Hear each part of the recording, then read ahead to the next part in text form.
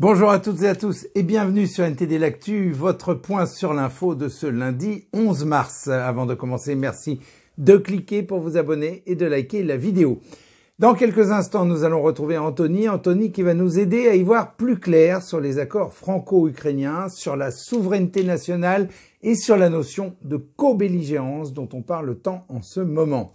Mais d'abord, faisons un tour de l'actualité. En France, à Bordeaux, des agriculteurs manifestent devant le conseil régional où une séance plénière est prévue aujourd'hui. Ce matin, ils ont déversé du fumier et des déchets pour protester contre les mesures du gouvernement jugées insuffisantes par rapport à leurs revendications initiales.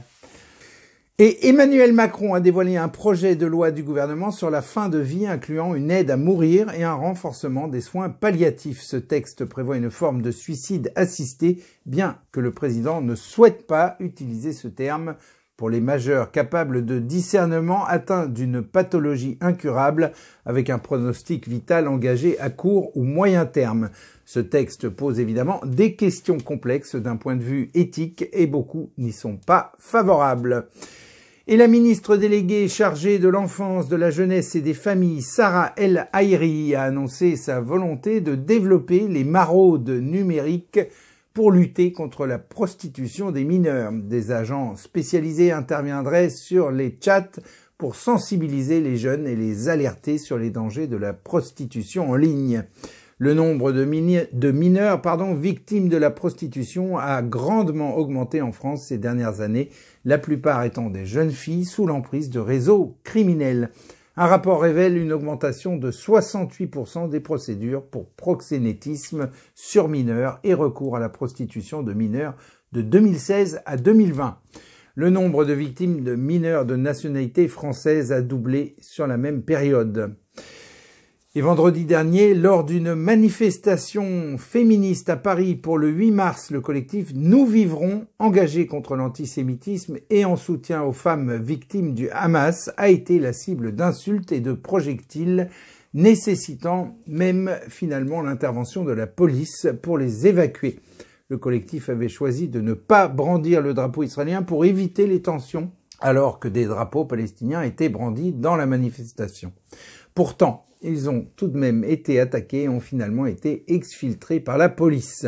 Et toujours à propos de cette manifestation, Gérald Darmanin a décidé dimanche de saisir la justice après des appels à tuer des policiers entendus dans la manifestation. Des manifestants ont scandé, je cite, « Le kérosène, c'est pas pour les camions, c'est pour brûler les flics et les fachos ». Écoutez.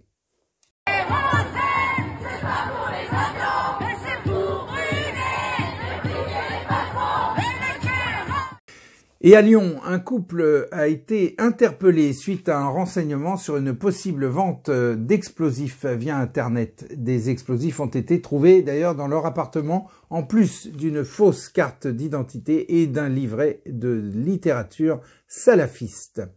Le couple était déjà connu des services de police. Et je laisse maintenant la parole à Anthony. Anthony, c'est à vous. Merci Rémi. Bonjour à tous. Nous venons d'apprendre une nouvelle importante. Le mois dernier, au beau milieu de la guerre en Ukraine, la France a signé un accord de coopération avec Kiev. Cet accord, qui n'a pas été présenté au Parlement ni revu par le ministre des Affaires étrangères, a suscité des inquiétudes quant à son impact sur la souveraineté nationale et les finances du pays. Et c'est la raison pour laquelle l'association bonsens.org, aux côtés de personnalités politiques telles que Florian Philippot ou encore Nicolas Dupont-Aignan, ont saisi le Conseil des droits de l'homme des Nations Unies. Les élus et bon sens souhaitent faire respecter la souveraineté nationale qui appartient aux représentants du peuple et non pas au seul président. Car pour eux, la question se pose. Alors que le président Macron n'exclut pas la possibilité d'envoyer des troupes françaises en Ukraine, la France est-elle en train de s'engager dans une co-belligérance avec la Russie? Pour rappel, la co-belligérance est la poursuite d'une guerre en coopération contre un ennemi commun sans traité formel d'alliance militaire. Aussi, pour bien comprendre la situation, tout de suite examinons de plus près ce qui pose question dans cet accord. Le 16 février 2024, la France et l'Ukraine ont signé un accord de sécurité et de défense d'une durée de 10 ans. Cet accord prévoit une aide financière et militaire avec une enveloppe allant jusqu'à 3 milliards d'euros pour 2024. Il vise également à renforcer la coopération dans le domaine de l'artillerie et à préparer l'intégration future de l'Ukraine dans l'Union européenne et l'OTAN. Mais un article est considéré comme particulièrement problématique. L'article 12 déclare la Russie coupable et permet aux partis de saisir les actifs des ressortissants russes. Aussi, de nombreux acteurs politiques et citoyens craignent que cette disposition ne puisse entraîner une co-belligérance envers la Russie.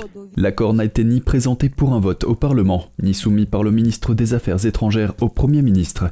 Rajoutant à l'inquiétude, le président Macron a confirmé ne pas exclure la possibilité d'envoyer des troupes françaises en Ukraine. Le ministre des Affaires étrangères Stéphane Séjourné, quant à lui, considère que ce n'est pas un acte de belligérance. Mais la saisine du Conseil des droits de l'homme des Nations Unies par bonsens.org et d'autres personnalités politiques vise à demander le respect de la souveraineté nationale qui appartient aux représentants du peuple et non au président seul. Cette démarche intervient dans un contexte où le ministre de l'économie Bruno Le Maire a annoncé que la croissance ne serait pas au rendez-vous et que des économies devraient être réalisées. Aussi, l'accord de 3 milliards d'euros avec l'Ukraine, qui s'ajoute à la contribution de la France à travers l'Union européenne, soulève des questions sur son impact financier en période d'austérité. En effet, cette saisine intervient alors que le ministre de l'économie a annoncé devoir réduire les dépenses publiques de 10 milliards d'euros supplémentaires, dans un contexte économique déjà difficile pour les Français. Aussi, l'accord franco-ukrainien, en plus d'engager des dépenses supplémentaires, pourrait avoir des répercussions diplomatiques majeures sur les plans à la fois financiers, diplomatiques et même militaires. Sur le plan financier d'abord, l'accord pourrait appauvrir le pays en période d'austérité, alors que les Français font face déjà à des difficultés économiques et que les agriculteurs luttent pour joindre les deux bouts. De plus, sur le plan diplomatique, la France risque de se retrouver dans une situation délicate vis-à-vis de la Russie, avec des répercussions possibles sur les relations internationales. Enfin, sur le plan militaire, l'envoi éventuel de troupes françaises en Ukraine pourrait entraîner la France dans une co-belligérance avec la Russie, mettant en danger la paix et la sécurité nationale. Il est donc crucial que le Parlement vote sur cet accord. Aussi, bonsens.org insiste sur l'importance de préserver la paix, conformément à l'article 20.1 de la Déclaration universelle des droits de l'homme, qui interdit la propagande en faveur de la guerre. Reste à savoir si cette saisine aura un impact sur la position française dans ce conflit, et si le Parlement sera amené à se prononcer sur cet accord controversé. Rémi, à vous l'antenne. Merci Anthony. L'OTAN intensifie ses exercices militaires dans l'Arctique, impliquant 13 pays dont la France. Dans le Grand Nord norvégien, des exercices de combat impliquent 20 000 soldats sur les 1500 km de frontière avec la Russie. Des soldats, y compris des unités françaises, ont simulé des attaques. Ces manœuvres visent à dissuader la Russie de toute intention d'agression. L'armée ukrainienne exprime sa volonté de reprendre les actions offensives contre les forces russes après une série de revers dans la région de Donetsk. La prise de la ville d'Avdiivka par les forces russes a été un coup dur pour l'Ukraine. Le nombre de soldats ukrainiens et russes morts dans cette guerre depuis le début du conflit est estimé à plus de 140 000. Et au Proche-Orient, c'est aujourd'hui que débute le mois de Ramadan et il s'annonce plutôt tendu là-bas alors que les deux parties ne sont pas encore parvenues à un accord de cessez-le-feu à Gaza. Israël a garanti l'accès à l'esplanade des mosquées à Jérusalem, qui est le 3e lieu saint pour l'islam, la mosquée Al-Aqsa, ou pour les Juifs, le mont du Temple. Le Hamas a appelé les musulmans palestiniens à marcher sur Al-Aqsa. Dans ces conditions, la police israélienne opère un tri à l'entrée pour ne pas laisser l'accès aux plus jeunes et ne laisser l'accès à la mosquée qu'aux plus âgés des fidèles. Ces restrictions sont réalisées pour éviter les émeutes, mais elles pourraient bien empirer la situation qui est déjà très inflammable. Le Premier ministre israélien Benjamin Netanyahou a promis de s'en tenir là, du moins pour la première semaine du Ramadan, s'il n'y avait pas d'incident. Et on passe tout de suite aux actualités Chine avec Vladia qui va nous parler de ce qui se passe à la frontière entre l'Inde et la Chine. Vladia, c'est à vous, on vous écoute. Bonjour à tous, merci Rémi. La tension monte à la frontière entre deux puissances nucléaires. L'Inde a l'intention d'envoyer 10 000 soldats supplémentaires à sa frontière contestée avec la Chine pour protéger la zone. New Delhi accuse le Parti communiste chinois de ne pas tenir ses promesses et Pékin a répondu. De hauts fonctionnaires indiens qui ont refusé d'être nommés ont parlé à Bloomberg jeudi. Ils ont déclaré que l'Inde a mobilisé 10 000 soldats pour renforcer sa frontière contestée avec la Chine. Ils rejoindront les 9 000 autres soldats déjà déployés dans cette région qui garde plus de 400 km de frontières. Le ministre indien de la Défense a déclaré, je cite, « Que ce soit depuis la terre, l'air ou la mer, si quelqu'un attaque l'Inde, nos forces répondront fermement ». La Chine a réagi vendredi en déclarant que l'augmentation des troupes indiennes à la frontière n'apaiserait pas les tensions. Le nouveau total d'environ 20 000 soldats indiens sur place, auxquels s'ajoutent des pièces d'artillerie et un important soutien aérien, semble constituer le deuxième déploiement le plus important du côté indien depuis des décennies.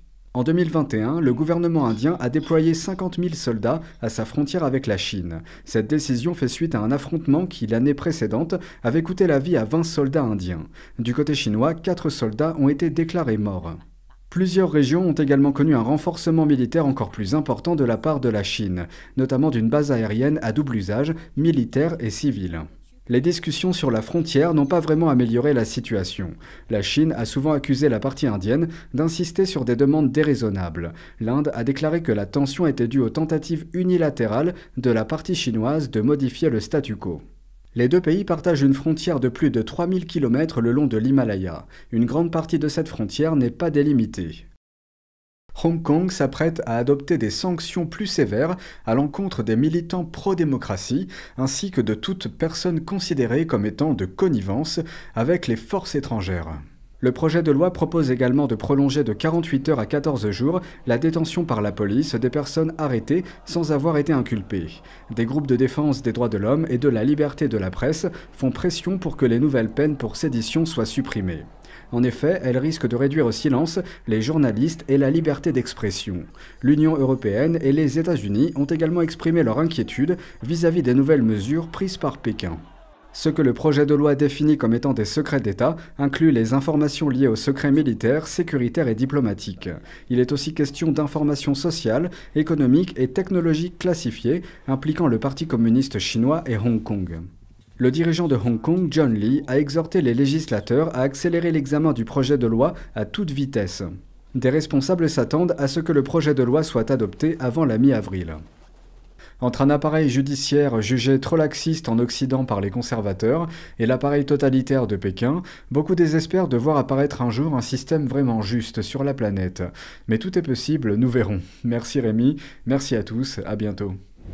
Merci Vladia. Et on conclut cette édition avec un peintre qui fait la fierté des Anglais, Monsieur Frederick Leighton ou Lord Leighton. Ce peintre et sculpteur britannique du 19e siècle s'est spécialisé dans les peintures historiques, mythologiques et orientalistes. Son œuvre est caractérisée par des aspirations conservatrices, évoquant souvent des périodes glorieuses de l'humanité lointaine, une esthétique classique et une luminosité puissante.